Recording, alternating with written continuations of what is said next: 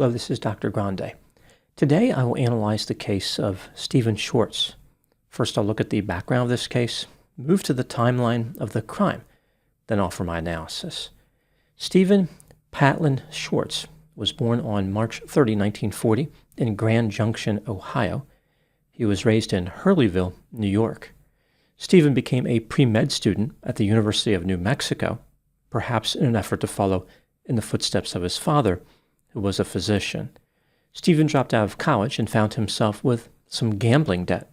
In the town of Hobbs, New Mexico, there was a 52-year-old dentist named Victor Gordon Cook.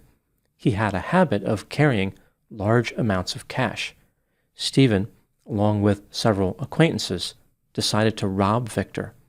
On Wednesday, November 22, 1961, Steven entered Victor's office carrying a gun. He then threatened the dentist and demanded money.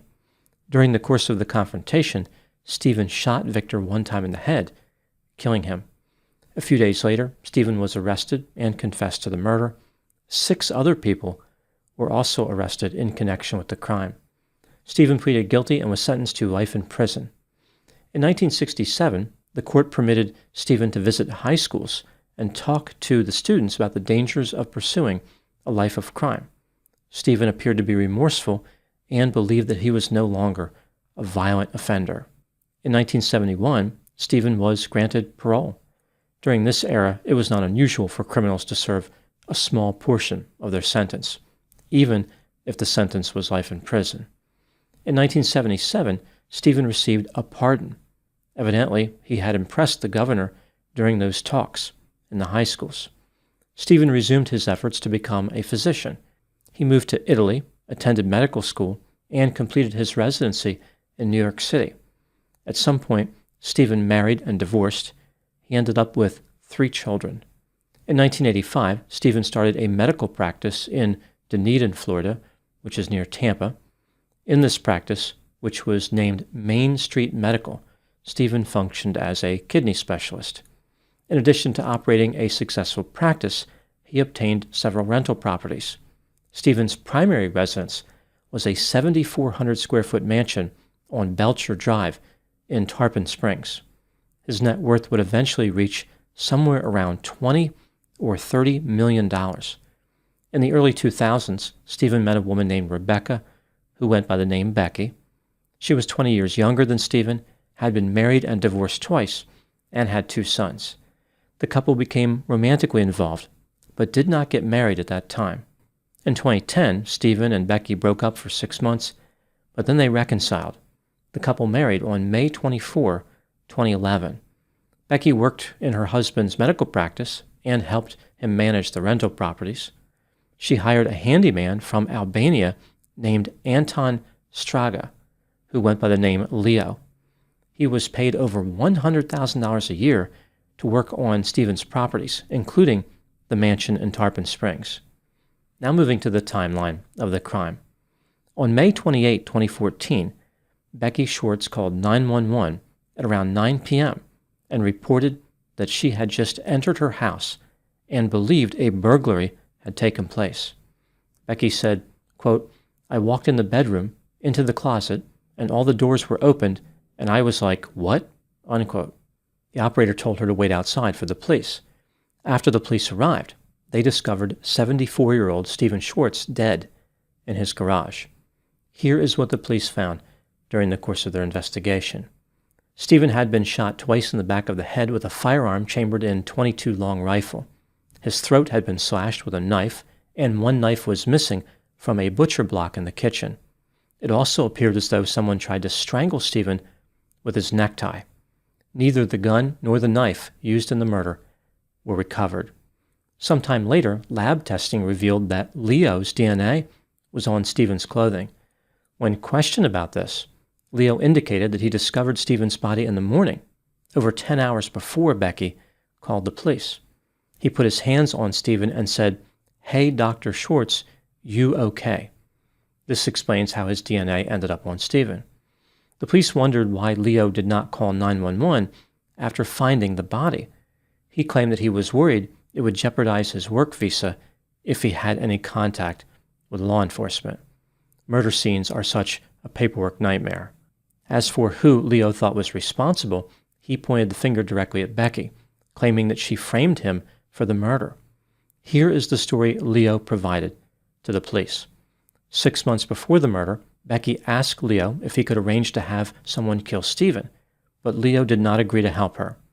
On the day Leo found Steven's body, he was only in the house because Becky asked him to retrieve her purse, claiming that she had been in an argument with Steven, like she did not want to go into the mansion herself. In the purse, Leo found a knife. He confronted Becky and said, "What did you do?"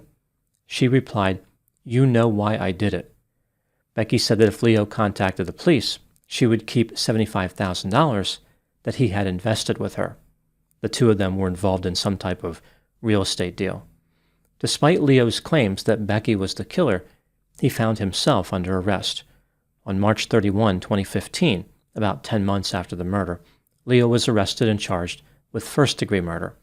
As he made his way through the court system, Becky moved on with her life. She sold Steven's medical practice and moved to Wisconsin, where one of her sons lived. Eventually, she moved back to the Tampa Bay area. Becky appeared to be enjoying the massive amount of wealth she inherited from her husband. She purchased a boat, a marijuana grow house, and 49 rental homes. When Steven was alive, he would occasionally provide financial assistance to his children.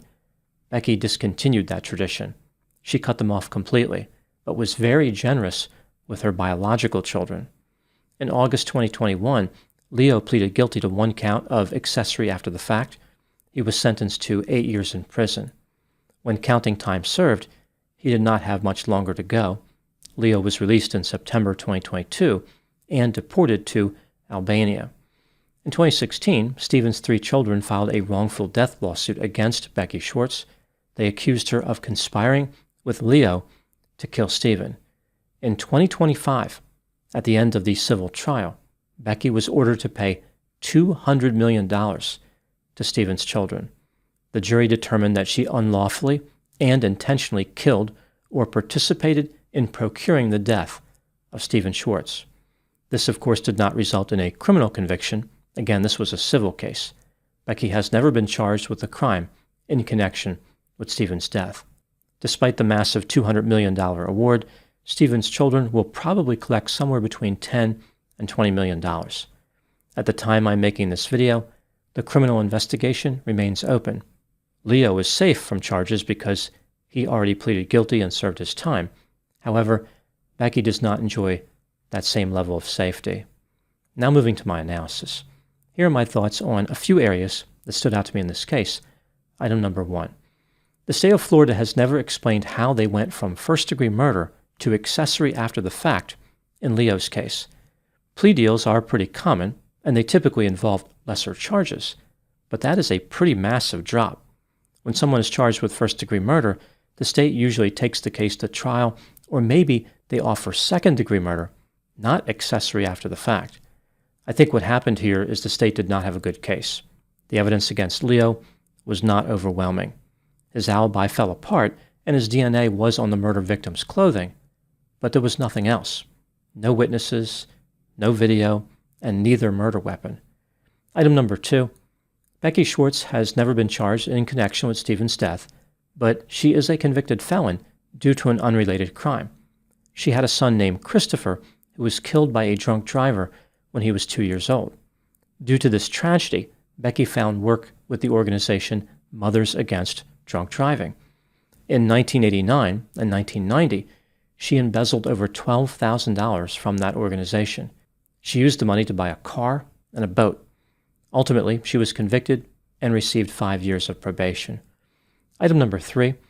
Becky's attorneys claim that Leo acted alone when he killed Steven. They argue that Becky had nothing to do with the murder. There are many people who disagree with this assertion. They believe that Becky was greedy and killed Steven for his money. As I mentioned, Becky was found responsible for Steven's death in civil court, but the burden of proof there is much lower. It is a preponderance of the evidence as opposed to beyond a reasonable doubt in a criminal case. This brings me to the question, do I believe that Becky murdered her husband, Steven? Let's take a look at the evidence both for and against the idea that she was guilty. starting with the inculpatory factors. Becky had a felony conviction on her record for embezzling money. A physician at Steven's medical practice accused Becky of embezzling money from that business. Steven found out that Becky was allegedly taking money from him, and he was planning to divorce her. One of the workers in Steven's office called the police and said that Becky was blackmailing Steven. Maybe she was using the fact that Steven had murdered a dentist in 1961 as leverage against him. On at least 5 occasions after Steven donated money to his patients, Becky allegedly told staff at the practice, quote, "I could just shoot him," unquote. Prior to the murder, Becky allegedly told someone, quote, "For $15,000, Leo will take care of anyone you want," unquote. She also allegedly told people that she could not stand being touched by Steven, and she would be very rich when he died. On the day Steven died, Becky allegedly engaged in unusual behavior. 2 of her friends said that she showed up unexpectedly at their house at 9 a.m. Becky drank a beer and left. This was highly out of the ordinary. That same day, when Becky was at Steven's medical practice, she received at least 5 phone calls from Leo. Becky was not permitted to possess firearms due to her felony conviction. However, she allegedly bragged that she had a gun. When the police discovered Steven's body, they noticed the house was very cold, which was unusual. They described it as a meat locker. The hard drive and the backup hard drive for the video surveillance system at Steven's house were removed by the killer or killers. The backup hard drive was concealed in a remote and hidden area. Leo's DNA was found on Steven's clothing. It stands to reason that he was involved in Steven's murder, even though he was not convicted of murder. Leo did not have a motive to kill Steven if Becky was not involved. He gained absolutely nothing through Steven's death if he operated alone. It makes more sense that Becky ordered Leo to commit the murder so she would financially benefit. Perhaps she promised Leo some of the money. Steven's death led to Becky obtaining a tremendous amount of wealth, to the tune of $20 or $30 million. After gaining financial freedom, Becky cut off Steven's children as if they meant nothing to her. Now moving to the exculpatory factors. Leo has 0 credibility. He lied to the police about his alibi. Initially, he did not accuse Becky of being involved in the murder. That story only came later. Leo's narrative about retrieving Becky's purse and then finding a knife in it does not make a lot of sense. If Becky killed Steven, why would she lead Leo directly to one of the murder weapons? Leo could have killed Steven on his own, with no direction or assistance from Becky. He frequently performed work in the mansion, therefore he would have known where the backup hard drive was located. No physical evidence tied Becky to Steven's murder, no DNA, no fingerprints, no hair, no blood, no electronic evidence, nothing at all. When considering all the evidence in this case, do I believe that Becky Schwartz was guilty of murder?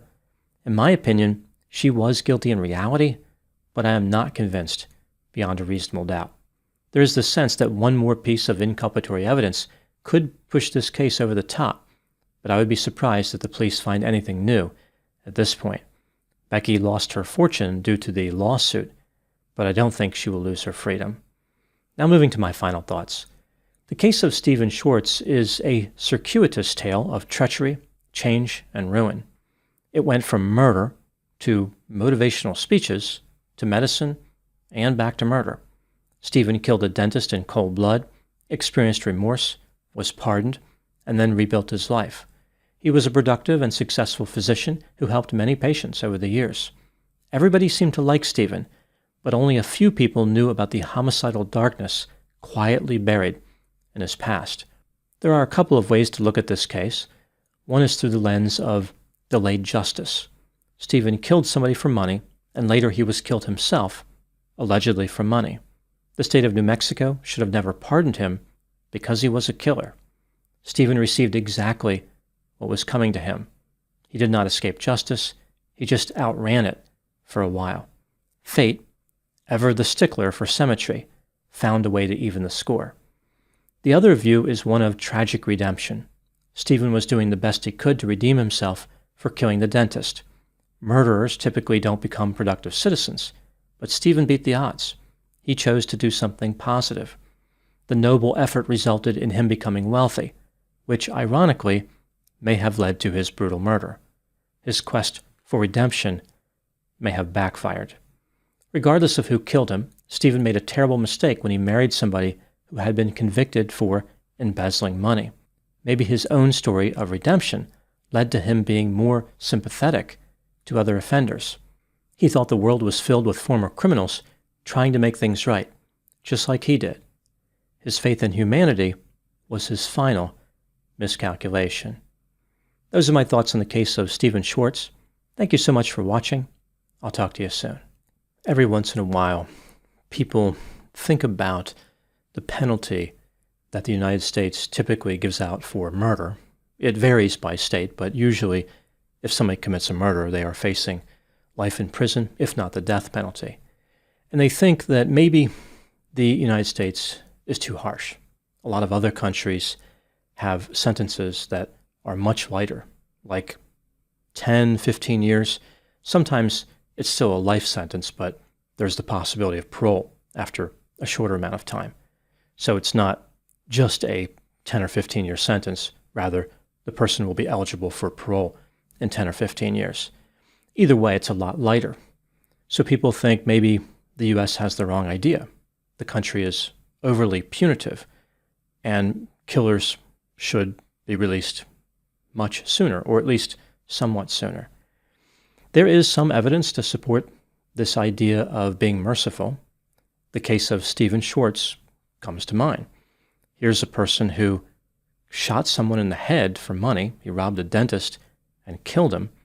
Yet, when he was given a chance to rebuild his life, he took it and did an amazing job. Of course, things ended badly for him, but if he wasn't murdered, everything would have worked out fine in his life. His case was one where there was a meaningful attempt at redemption. Unfortunately, not all murderers would do anything even approaching what Steven Schwartz did. Many would go back to the same habits that led to them committing murder in the first place. For example, with Steven, he killed, in theory, because he had a gambling debt. Many people in his situation would have gone back to gambling, not really understanding how that kind of led to the murder. So this is an interesting idea. Maybe killers shouldn't go to prison for life, but there's evidence in both directions. Some evidence supports that theory, other evidence contradicts it. I think that one thing that's really critical here is to look at the individual circumstances of any particular killer. What led them to the homicide in the first place? I think it's pretty clear that some of the people are not redeemable, right? They had a pattern in their life where they just kept violating societal norms, and it was an increasing behavior. They became increasingly worse, and then eventually there was a murder. Sometimes, however, crimes happen in the heat of the moment, or a person is provoked, and they do something really out of character. Their violence doesn't fit with their personality. So I'm okay with the idea of looking at each sentence case by case and saying, okay, this person needs to stay in prison, but maybe this person should be given a second chance. I don't think there needs to be a blanket policy that says all killers need to go to prison for life or all killers need to have a chance at being released. I think this is really about judging each person as an individual. Some may be like Steven Schwartz in the sense that they are redeemable. Others, perhaps not.